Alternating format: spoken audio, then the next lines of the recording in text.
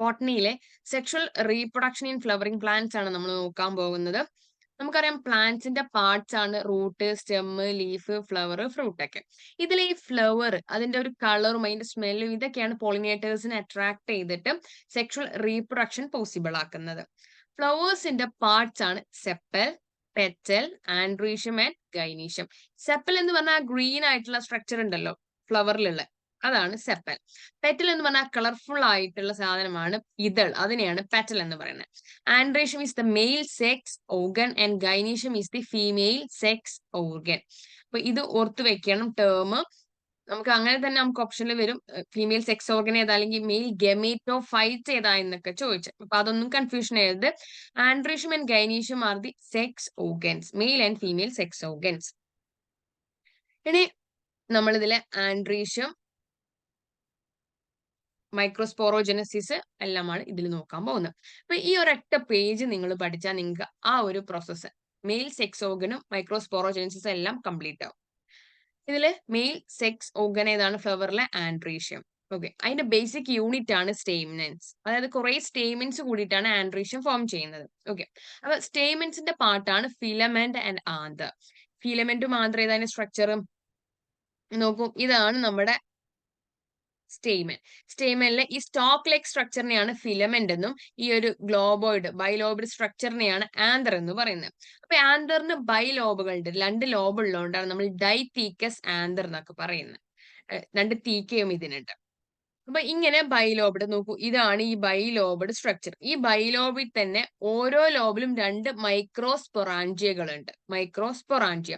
ഈ മൈക്രോസ്പൊറാഞ്ചിയ എന്തായിട്ട് മാറും? ലേറ്റർ ആയിട്ട് ഇതാണ് പോളൻ സാക്ക് ആയിട്ട് മാറുന്നത്. Microsporangia later form to mature ആകുമ്പോൾ എന്തായിട്ട് മാറും?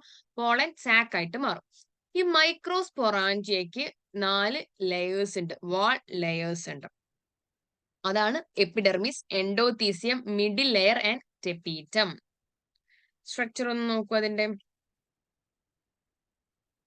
ഇതാണ് 4 layers. Upper outermost layer ആണ് എപ്പിഡെർമിസ്, തൊട്ടടുത്തത് എൻഡോതീസിയം, ദെൻ മിഡിൽ ലെയർ, ഏറ്റവും ഇന്നർ ആണ് ടെപ്പീറ്റം.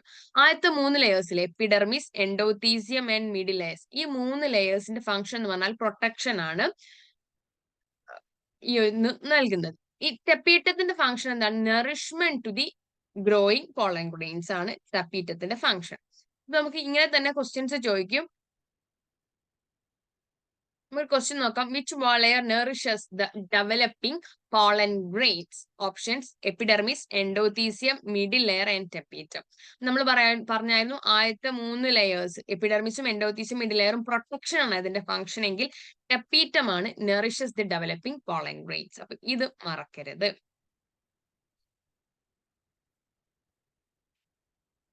നമ്മൾ മൈക്രോസ്പൊറാഞ്ചിയ പറഞ്ഞു. നെക്സ്റ്റ്, ഈ മൈക്രോസ്പൊറാഞ്ചിയത്തിന്റെ ഉള്ളില് നമുക്ക് ഈ സ്ട്രക്ചർ നോക്കിയാൽ തന്നെ അറിയാം ഇതിന്റെ മൈക്രോസ്പൊറാഞ്ചിയാസ് ഉണ്ട്. ഈ മൈക്രോസ്പൊറാഞ്ചിയാസിന്റെ ഉള്ളിൽ ഹോമോജിനസ് ആയിട്ടുള്ള സെല്ലുകൾ ഉണ്ട്, ഒരേ രീതിയിൽ അറേഞ്ച് ചെയ്തിട്ടുള്ള ഹോമോജിനസ് സെല്ലിന്റെ പേരാണ് സ്പോറോജീനസ് ടിഷ്യൂ. Sporogenous tissue. ഈ സ്പോറോജീനസ് ടിഷ്യൂ ഏറ്റവും മെച്യൂർ ആകുമ്പോൾ എന്തായിട്ട് മാറും?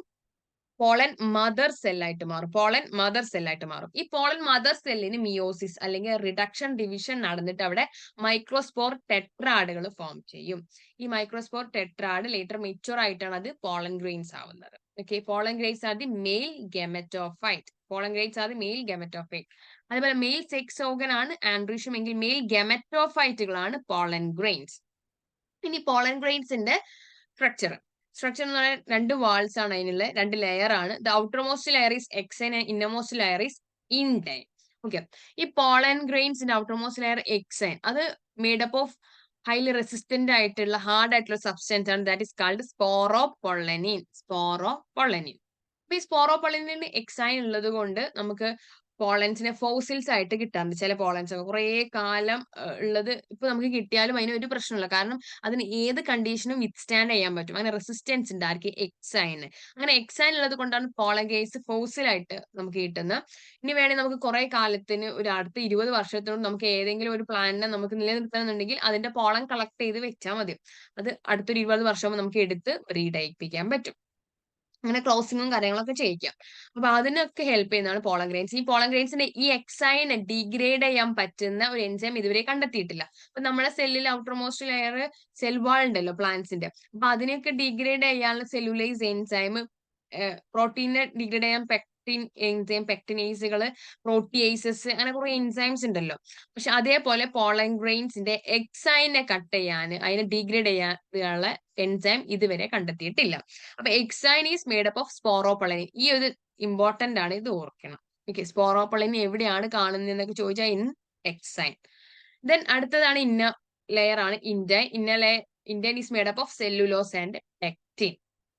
അങ്ങനെ ഓപ്ഷൻ വരാം നമുക്ക്. Exine it's made up of cellulose, pectin ഉണ്ടാവാം, സ്പോറോപൊളിൻ ഉണ്ടാവാം, അല്ലെങ്കിൽ സെല്ലുലോസ് ഉണ്ടാകാം. ദെൻ വേറെ ഗാലക്ടോസ്, നമ്മൾ ബാക്ടീരിയന്റെ ഒക്കെ മേഡപ്പ് ഓഫ് പഠിക്കും കുറെ എണ്ണം. ഫംഗസിന്റെ നമ്മൾ ഫംഗസ് ഈസ് മേഡപ്പ് ഓഫ് കൈറ്റിനൊക്കെ പഠിക്കും. അതൊക്കെ ഓപ്ഷൻസ് വരാം. ഓക്കെ, ഇനി അതേപോലെ ഒരു ജേം പോർ ഉണ്ട് പോളൻ ഗ്രെയിൻസ്. ഇനി പോളൻ ഗ്രെയിൻസ് മെച്ചുവർ ആയാൽ അതിന് സ്ട്രക്ചർ എന്തായിട്ട് മാറും? അതിന് 2 സെല്ലുകൾ ഉണ്ടാവും. One is vegetative cell and the other is generative cell. ഇതാണ് ഇപ്പൊ പോളൻ ഗ്രെയിൻസ് മെച്ചുവർ ആയാൽ ഔട്ടർ മോസ്റ്റ് ലെയറിൽ ഇവിടെ ഏറ്റവും വലിയ ലെയർ ആണ് വെജിറ്റേറ്റീവ് സെൽ. വെജിറ്റേറ്റീവ് പാർട്ടുകൾ ഉണ്ടാവും, ന്യൂക്ലിയസും കാര്യങ്ങളൊക്കെ ഉണ്ടാവും. Generative cell is small. അത് എന്ത് ചെയ്യുക? വെജിറ്റേറ്റീവ് സെല്ലിലെ സൈറ്റോപ്ലാസ്റ്റിൽ ഫ്ലോട്ട് ചെയ്ത് കിടക്കാണ് ജനറേറ്റീവ് സെൽ. ഇനി നമ്മൾ നേരത്തെ പറഞ്ഞതുപോലെ നമുക്ക് എന്ത് ചെയ്യാം? ഈ പോളൻ ഗ്രെയിൻസിനെ പോളൻ ബാഗിൽ നമുക്ക് സ്റ്റോർ ചെയ്ത് വെക്കാം, ബാങ്കിൽ. അപ്പൊ വെക്കണമെങ്കിൽ യൂസിങ് ലിക്വിഡ് നൈട്രജൻ. അതിന്റെ ഡിഗ്രി എത്രയാണ്? -196 ഡിഗ്രി സെൽഷ്യസിൽ നമുക്ക് പോളൻസിനെ സ്റ്റോർ ചെയ്ത് വെക്കാം. ഇതാണ് ആൻഡ്രീഷ്യം, മൈക്രോസ്പോറോജനസിസ് ഒക്കെ. അപ്പൊ എന്താണ് മൈക്രോസ്പോറോജനസിസ്? പോളൻ മദർ സെല്ലിൽ നിന്ന് മൈക്രോസ്പോർസ് ഫോം ചെയ്യുക by the meiosis. It is called. ഈ ഒരു പോളൻ മദർ സെല്ലിൽ നിന്ന് പോളൻ ഗ്രെയിൻസ് ഉണ്ടാവുന്നു ത്രൂ ദ മിയോസിസ്. ഇതിനെയാണ് നമ്മൾ മൈക്രോസ്പോറോജനസിസ് എന്ന് പറയുന്നത്.